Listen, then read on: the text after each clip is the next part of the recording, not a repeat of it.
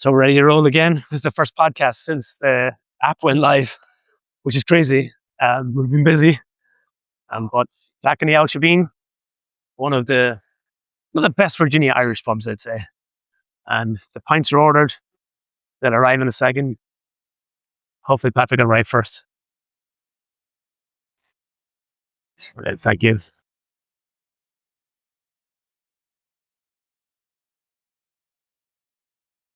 It's a good out spot, as I say, the Alshabeen in Fairfax. So around the corner is GNU University. And I used to play football around here. And we used to come to this pub after every match. And I remember coming just before the World Cup a few years ago. And I'd made a bet with the barman that the US would get a draw against England. Draw at least against England. He bet me $50. And I won that bet. And it was doubly good on match day when England failed to win. US get a tie off them.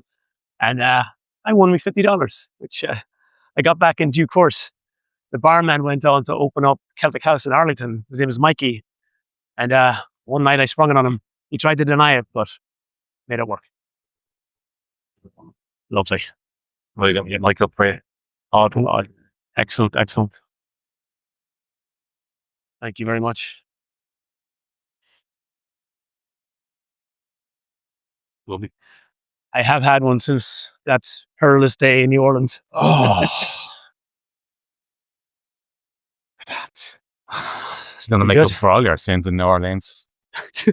Not all of them. Not all of them. Some of them at least. Yeah. We're back.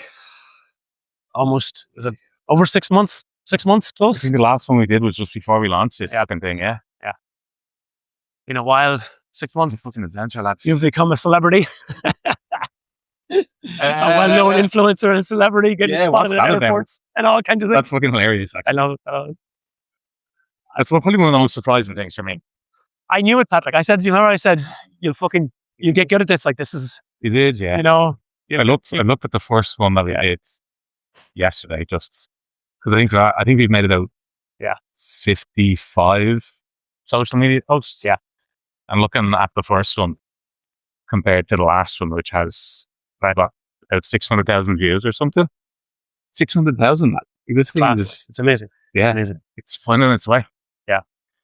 I love it. But, I love it. No, I feel like I'm developing as the leader of this thing. Definitely. The same way this is developing on its own. Yeah. And it's fun to be a part of. It's like, it needs to be personal. It needs to be real, and you obviously embody. Well, that's been the amazing thing. Like this has to be, like I think, like I said at the beginning, it needs to feel like you're walking into a fucking cozy pub. Yeah. That's what it needs to feel like. Yeah. It has to be as real as possible. There's still chats to be had about that as well. I know you got some ideas and you always have the chats. Yeah. I'm sure you've got your own little fucking mini agenda in there somewhere as well. No, but actually that's going back to that point that you said at the very beginning. That's what I want to get into as well. What you're saying about like making it feel like welcome. And because we've worked out a few details, like being able to find people, the messaging is right, getting people there. Yeah. And we got the bones of it. We got the system there. We got some of the things clicking. We got some people engaged. We got some people very engaged. But we need to keep people rocking and rolling around it. Yeah. But it's amazing the uptake so far. Like how many after that social post, how many users? Like 1,500 or something? Just off that social post one alone? social post. Yeah. 1,500 people registered, fully registered. That's not just seeing the ad. You know what's the most surprising thing is we're seeing the places, like we knew Australia's big, right? Yeah. We knew going in Australia is definitely the next largest market for us outside of America.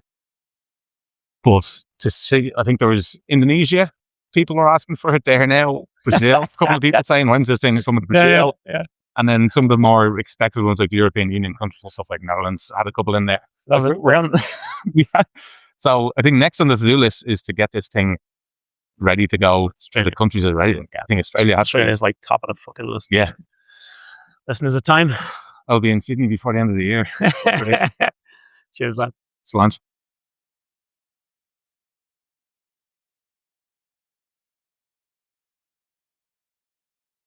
Oh, Jesus, you've been fucking waiting for that one. Did split the G.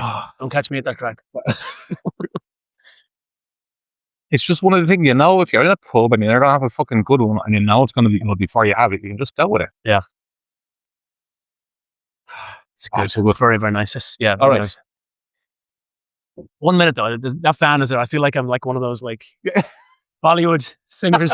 We've got all there. We've got all the fucking things in there. This is no longer just a podcast. This is a production. That's it. So where do we start? Well, I guess let me ask you a question about the app. What's the most surprising thing, or like even just what's the highlight? I guess what's the highlight so far? It's the excitement that. Okay, so I knew that I had the possibility of an idea, right?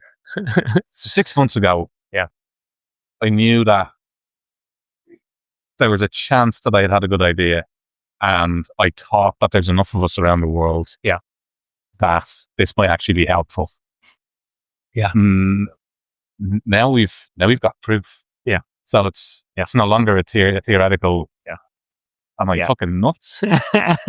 It's like it's an execution. It's an there's now we're actually helping in real life, and that's one of my kind of biggest drivers in life is am I helping along the way, and this is definitely helping. Yeah.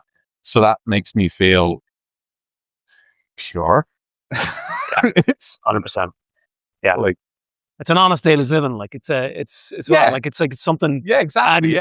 Positive to the world, Yeah. In the light of fucking everything it's fucking to do. And I think to see the excitement that's being received with, the amount of stuff that we hear about. Oh my God, I wish this was available 10 years ago when I made my move, or 20 years ago when I made my move. 100%.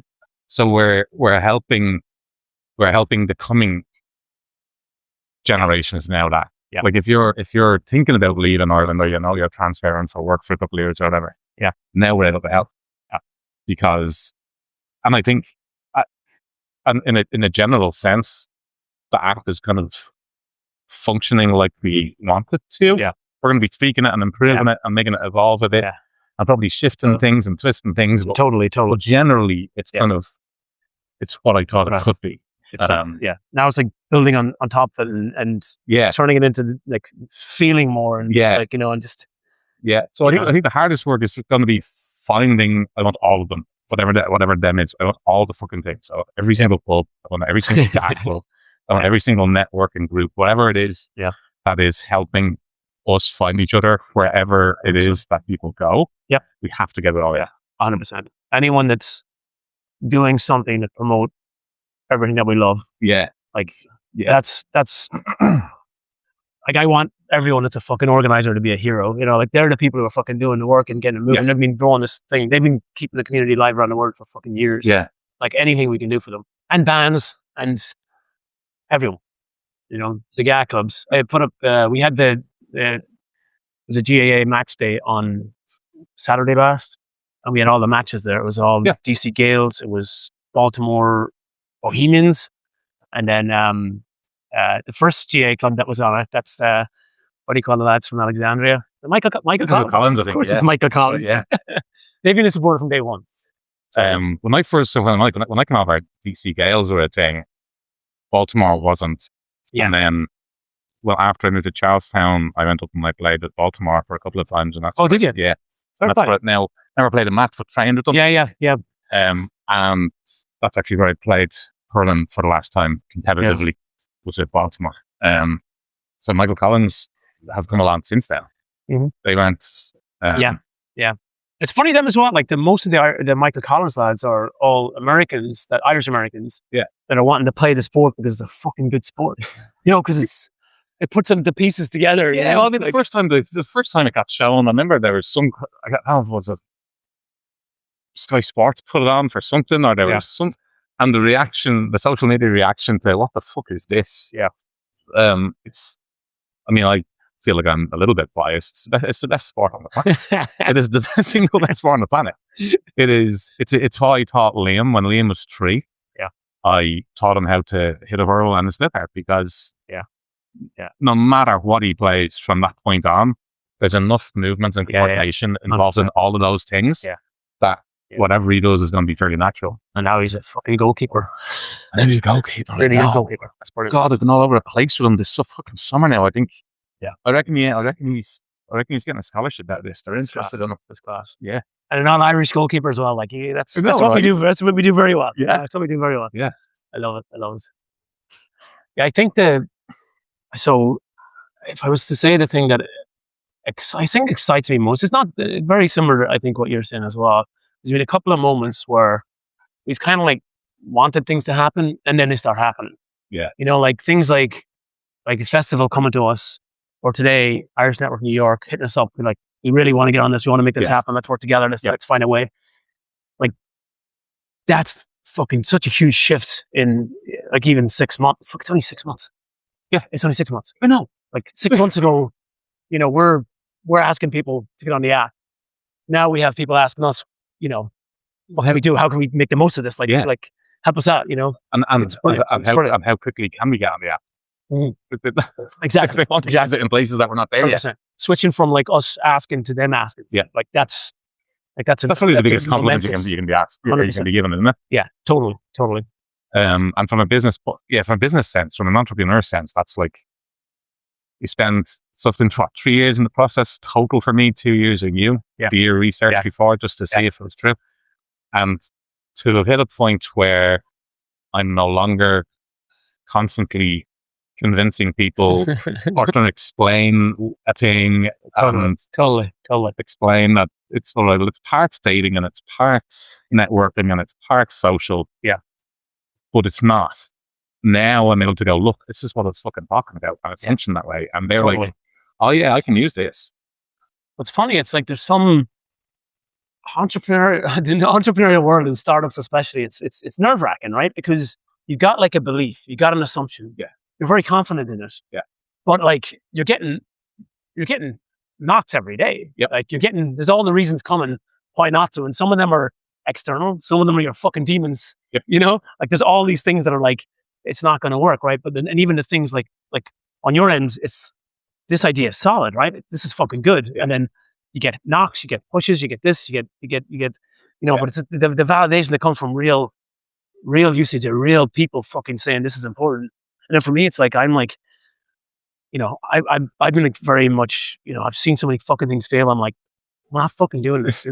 Sorry, we're not doing this. Why are you apologizing for it? Well, you know what I mean? Like, you know, we're not doing this if it's not going to work. Because I'm like, there's no way.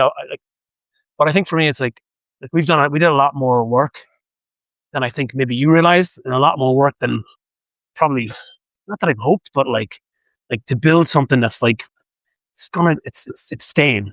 It's staying. Yeah. You know, this isn't just a one fucking chance. You know what I mean? That's what I was saying. When our first conversation, I said the word dating app and social network, and you're like, the graveyard. I'm not doing fucking. I'm not doing dating app. Dating apps are fucking. They die horrible deaths, and we're never touching them. And I was like, well, it's not a fucking dating app. Yeah, 100%. What's evolved and what's grown out of this is I'm 100% sure that we've just built the first proper cultural network. Yeah.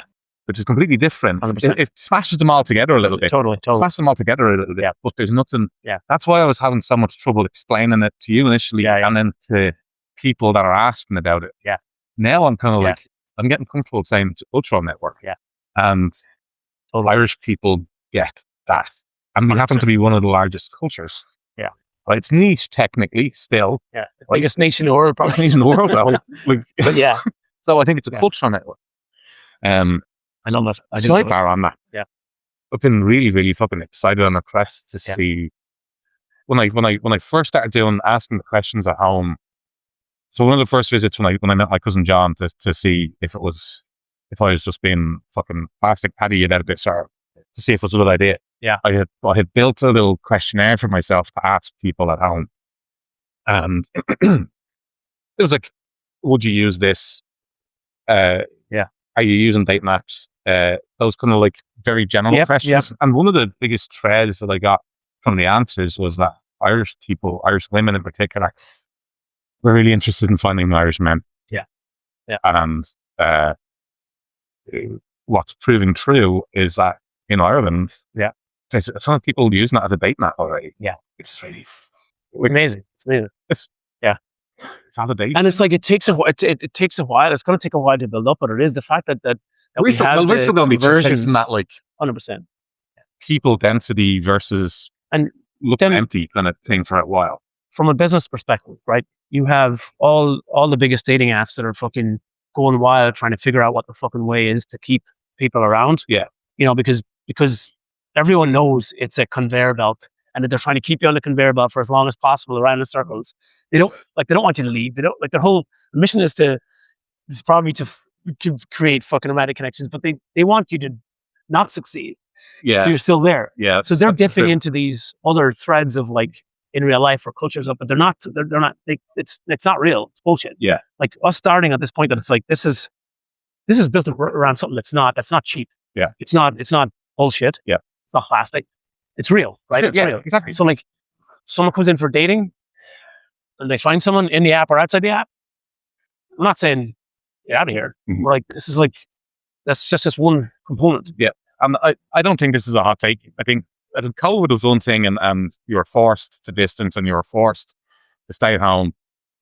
Left to our own devices, yeah, whether it's at home or when we travel, yeah, is we'd rather go out and have a fucking pint, yes, than sit and just swipe and find people. So yeah, I think a future thing that I would like to see on the app is some kind of interrupter. So if there are people, as the dating side develops, yeah, as people are talking, I want to be cheeky.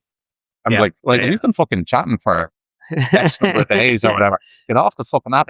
Here's the pub that's closest to you. And that, like, and we already have all of that already. Yeah. Totally. Yeah. I love that. So that's just like the things that I want to let it mature into and grow into. Totally.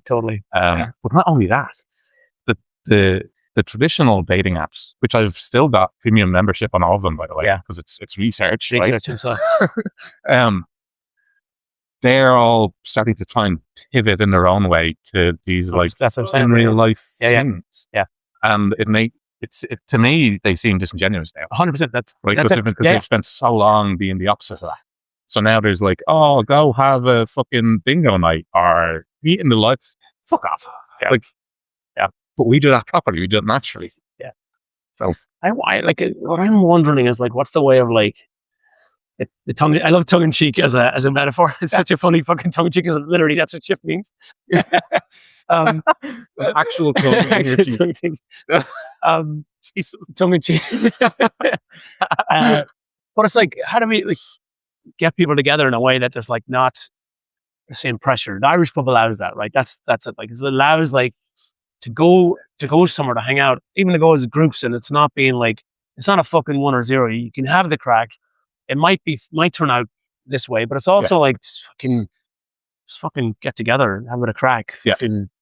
Just enjoy yourself, like, you know. That's how we spent our whole life. And I think as shift develops, we'll find our way into that, where it's like, well, you're off the market now, like, but let's say 6 of us are going out for a couple of pints. Yeah. And we would just start talking to a group of girls that were already there. Yeah. Or whatever that is. That's going to develop into the app as well. Yeah. I think it has to, like, especially with, you know, there's so much, especially with the dating scene, like, it's very, like, fucking women are so tired of the bullshit that they get from some men, and then the rest of the men are fucking don't know what to do. Yeah. And it's like, can we somehow fucking bring things down a bit? Fucking, you know, we don't need to be going at fucking 90 miles an hour. Slow down, fucking relax. A loss isn't a loss, right? A loss is a bit of crack. Yeah. You know, like, carry on and just enjoy yourself, number one. And then, like, that's good, you know, but that's the philosophy. Yeah.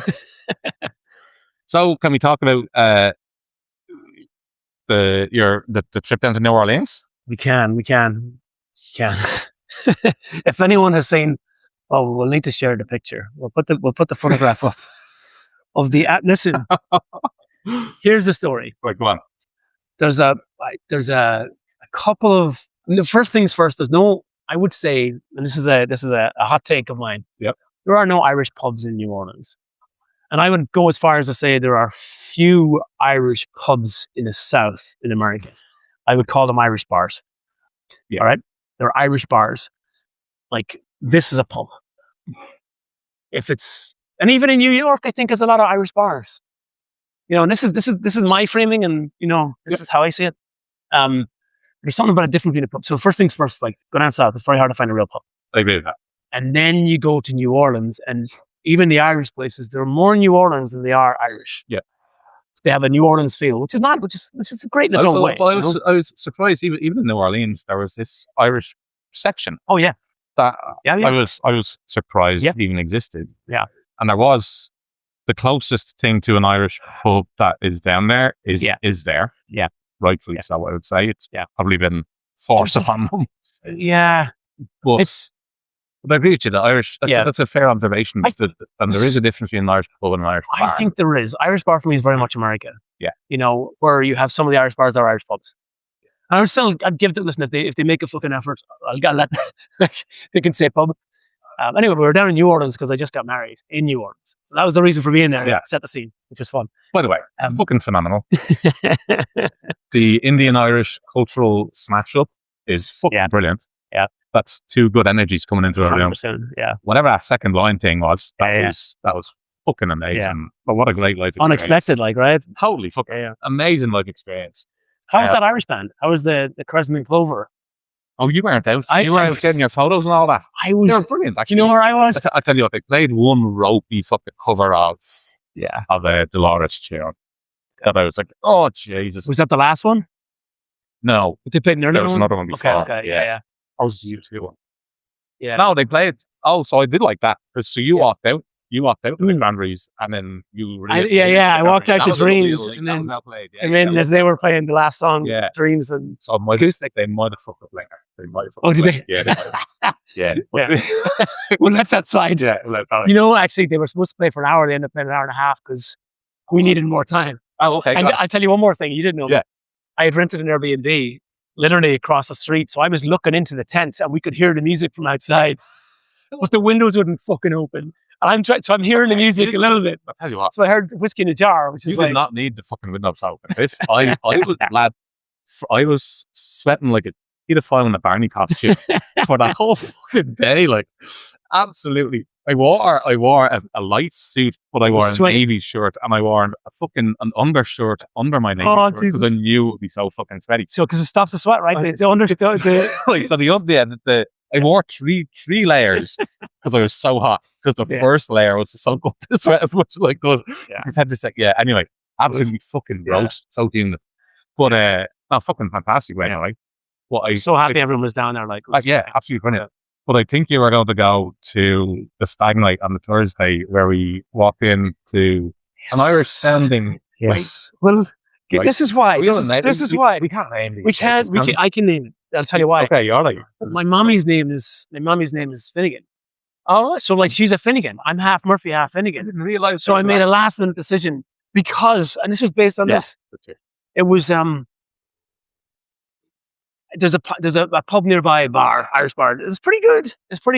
It's but they serve pints in the fucking glasses, small glasses. American ones. I was like, I don't want to do that. Yeah.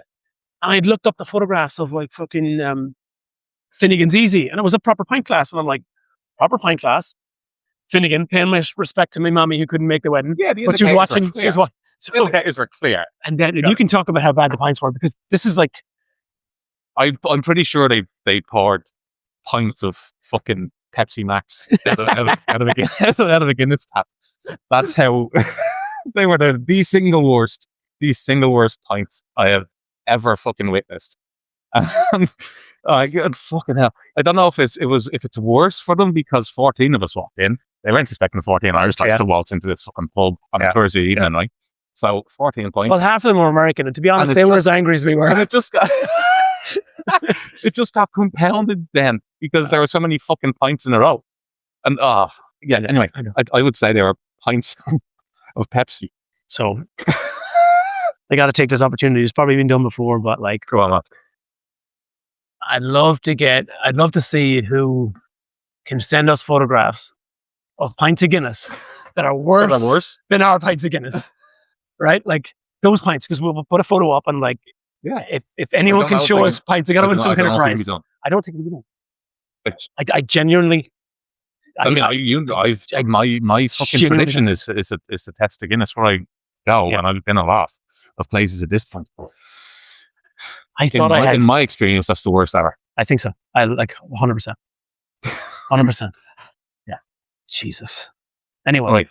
So we're getting close to the bottom. So yeah, what do we have to cover before we wrap this one up? Well, I think it's worth saying. Yeah.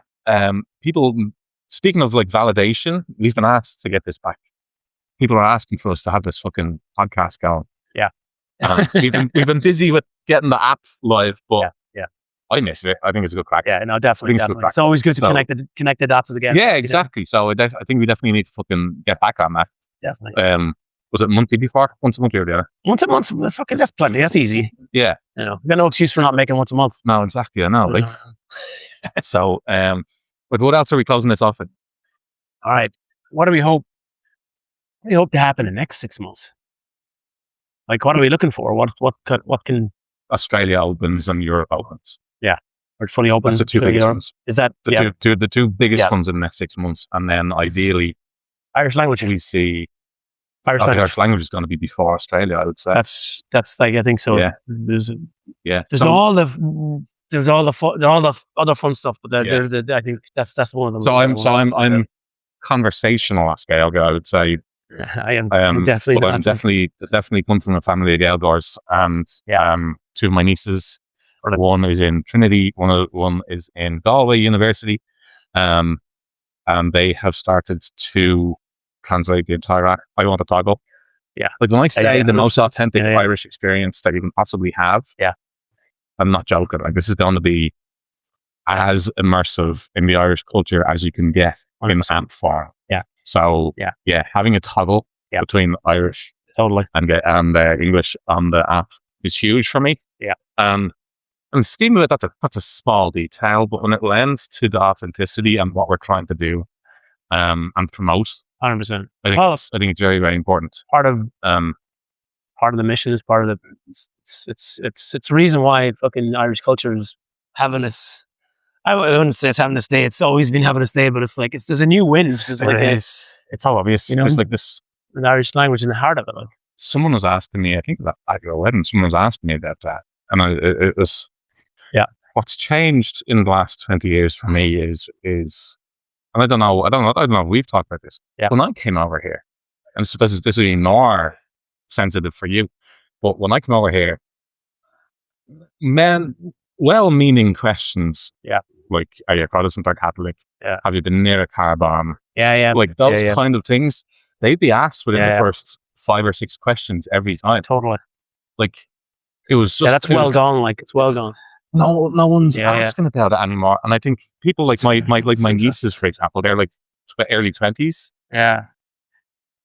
They've never lived a day of their life where that was a thing. Yeah. Yeah. And I think that's lending to, we're no longer identified on any level as a religious divide or a terrorist life going on. So there's a swagger to, like, now we're just fucking sound and outgoing and love the crack, rather than being sound and outgoing and loving the crack. And we got the shit. And we've got we got shit now too. Yeah. So I think that's one of the biggest differences that has happened. That's assisting with this. Yeah. It's not a revolution, but there's definitely a surge of confidence. The Irish language is it's got to be the biggest resurgence since like the GAA and the Gaelic League and all. Was it Gaelic League? Was founded back in the day. Like, it's brilliant. Conch agus Craic. Conch agus Craic. Yeah. It's good stuff, like. So, and then following on from that, so yes, the Irish language will be, I think, that's a long hanging fruit. I think getting us live in Australia, New Zealand, and the rest of the world, right? Yeah. Going global with it is next. And then I think the ultimate sign of success is that it's received as warmly in those places as it's being received here and in Ireland. Yeah, 100%. So a lot of work ahead of us, but I'm there for it. 100%. Yeah. It's like, I think there's been points where it's been difficult. There's been points that has like helped. As I said, we mentioned This is the hardest highlights. thing I've ever fucking done. Yeah. This is the hardest thing I've ever fucking done. When we raised, did we hit 1 million? Yeah. We hit 1 million in funding, which is a fucking big fucking celebration. I've got a little drop left. A little drop, yeah. Like, that's fucking amazing. That's amazing. And I'm that's gonna just, fucking and that's see just, this through. that's just kind of people that know me and us personally that trust us to do this right as opposed to anything else. Yeah. So yeah. The signs are there, my friend. Onwards. Bottoms up. Right.